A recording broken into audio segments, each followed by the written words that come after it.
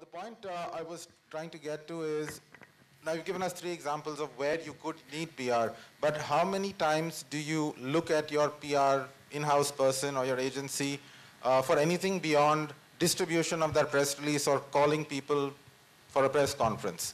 Absolutely, I mean, that's what I'm trying to say is that it's very event oriented. Suppose I want to launch something, I call the PR, I call the press, and we've done it. But nothing beyond that. I want that people should come back to me and suggest, like, what do I do more? How can I use the domain of social media, and how can I link to the advertising that is there? Can PR act as a bridge between these two? Can it be a contact point? Is that what I'm looking for?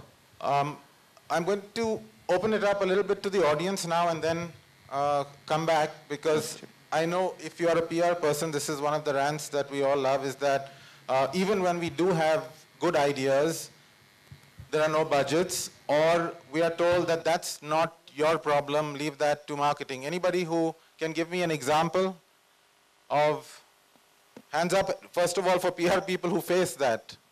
Or am I one of the few minority? I can only see 5 hands up, so maybe I'm really living in another generation. So all of you feel that your great original ideas, you're able to sell and fund and make happen. Look, now I see some nodding heads. Okay? Okay, let me put it another way. Can you give me an example where a PR idea has seen light of day and funding and then the communication? Okay, now when it comes to PR, client always starts with saying that, okay, I don't have any monies, but you have to come up with the best solution to create awareness about my brand, to create awareness about my products. So come up with good 5 ideas, but I don't have any monies to investment. So that's what happens. Yes, I mean, the biggest sort of obstacle that we face when I go out and talk to the major corporates around India is one word, it's kitne. It's always kitne. And I always ask them the same question: is how much money has your company invested, not just in terms of pure cash, but time, to develop this particular product or develop this particular service? And what is the payback to you if you don't get anything for 6 months or 3 months? How many staff will you have to lay off? So when it comes down to, we go back to this idea of paid, owned, and earned media, but journalists and readers of media, particularly in the world that we live in today, the under 32s that we were talking about earlier, is they know when editorial has been paid for, and they know when editorial hasn't, when it's comprehensive, when it's independent, and when it's actually relevant.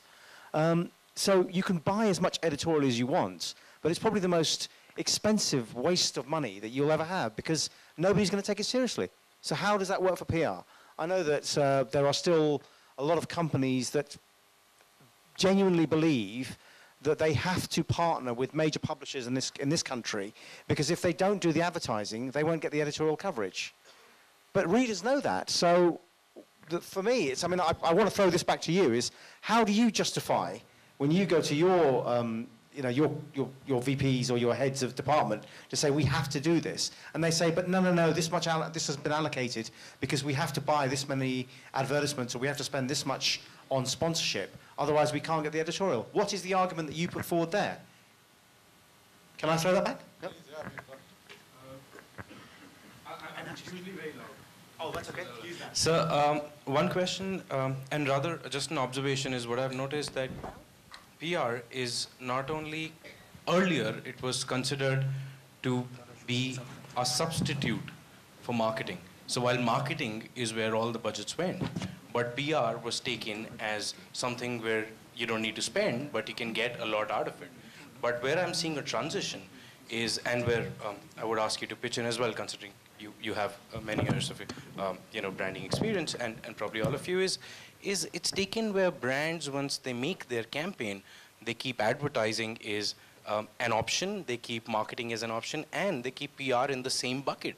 So using it as a tool which sort of all 3 go together. So going back to Nikhil, what you had asked earlier for an example, and I was itching to answer at that time, if there's been a campaign which we ever suggested and it saw the light and people actually worked out. And I'll take an example of Nirula's, and that is the time which is probably the oldest fast food chain in Delhi, and probably the only place where your grandfather, you, and your son would have gone and had a hot chocolate fudge, which I personally love. So these guys were when they were transitioning from the branding which they had earlier to capture the new age consumer and the new kids on the block.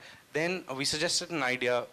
I'm from Perfect Relation. We came up with an idea and we brainstormed with the marketing team to come up with India's first ice cream museum.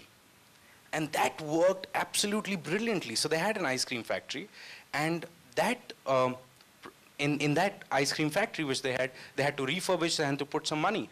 But that property still exists, and we still get calls from the MD on and off and saying that is doing fantastic. So an example of where an idea, when it is pitched, I guess where PR people often lack is we are a classic example of a cobbler's son not having shoes. We don't pitch our ideas to the extent to the marketing team where this is where it is scalable. Our objectives or a campaign are short-lived. We are not giving campaigns which are 2 years, 3 years in campaign. Can we make that campaign? Yeah. So just thank you. That's a lovely example because it's an original idea which then saw the light of day and was narratable and was relevant, and therefore it also got the last mile communication. Maybe this brings us to another crucial point, which is what does that mean from a skill setting requirement for the PR professional of the future? If I look at the questions that I used to be asked maybe 5, 10 years ago, it was to do with, okay, we're having a press conference, how many people do you think will come, what should be the venue, how long should it be, or it was about a press release. But today the clients are asking me a lot of questions on new forms of content. What form should we shoot this video in? Should it be 3 minutes? Should it be 30 seconds? If I need to webcast this event, how much will it cost? Now, most of the people in this industry haven't got those answers. And if they don't get them fast, I go back to my first proposition is that we're completely going to be irrelevant. I'm sorry, brands won't have anything that they need from us because the earned media space is shrinking and shrinking very, very fast. Do you agree with that? Yeah, I agree. And just to talk to what you were referring to, that's the whole point. That's why I was saying, talking in terms of a product life cycle. Like, how do you want to build it? It's like a brand cycle, the product cycle, the PR cycle. Exactly, A. B is that, therefore, if you go one step further, in economics, it's a monetization. Can I monetize my PR? Like, kitna deti hai that ad, suppose. So can I monetize it? If I can, suppose there is some algorithm which gives me, I punch in this and I get X and I get a Y, then probably that's the quantifiable thing. But the qualitative aspect, yes, it's a long drawn process. And as you said, Nikhil, like I was saying, it's a bridge between the social media and the marketing. What is happening is today everything is real time, as I said. So I want a response right now, it can't happen tomorrow. So therefore the entire paradigm is changed. So you are talking about real-time online stuff where you have to come up with immediate solutions. Like Harish says, you have to morph.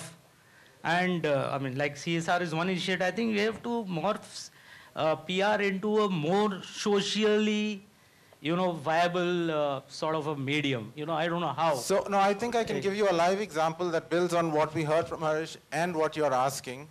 Without naming the client, there was a big event on the subject of creating shared value. And creating shared value is directly playing back to the area that you said public relations should move companies and brands into. Now, this fora happened in Delhi. It had a minister, it had all the global CEOs and all of that. But the invited audience over there was again around 200 odd people. Where the PR benefit came in, I think, significantly was through the social media, we were talking to that large mass of consumers directly, real time. It was incredible to see a screen. There was, like you used to have a media room, now there's a social media room annexed next to it. There were about 20 screens on the wall, and different parts of the world were coming alive as the time zone moved, and they were all interacting with 6 people sitting on a panel in India. And that was facilitated by a public relations team. So I think that's a real world, real life example, which otherwise, when you talk about CSR, we get it, but it's difficult to say, okay, but how do I convince my client or that brand to actually do it. And I saw this happen 2 weeks ago, so I really do think there is merit in walking that, that path. How are we doing for time, Kunal? Is it, we're good? Okay. Yes, we're good? Okay. So I'll come back to you in question, Gautam, on the kind of content that is getting more traction. Can you throw some light on that, since you have got data? And you've Yes, I mean, obviously, PR is very traditional, has been text, but in the 21st century, we now have the opportunity to distribute, disseminate pictures, video, and so on. I mean, there's probably two examples I can give you, which are probably the best. I mean, everybody, I mean, I don't want to labour the point, but everyone remembers the awful terrorist attacks in 2008 in Mumbai. And when the Taj Mahal Palace was attacked, Ratan Tata made that promise and that pledge that he would reopen the hotel stronger, safer, and he would put a message out to the world that, you know, we could never be defeated. And in 2010, when he reopened we had been working with the Taj Group of Hotels, for quite some time to sort of distribute and disseminate the releases for their new hotel announcements and relaunches and so on. And they approached us and said, we're going to be reopening the Taj Mahal Palace. We'd like to do a video. And there was a, does anyone remember the big press conference? Yeah. Has anyone seen it? If you do,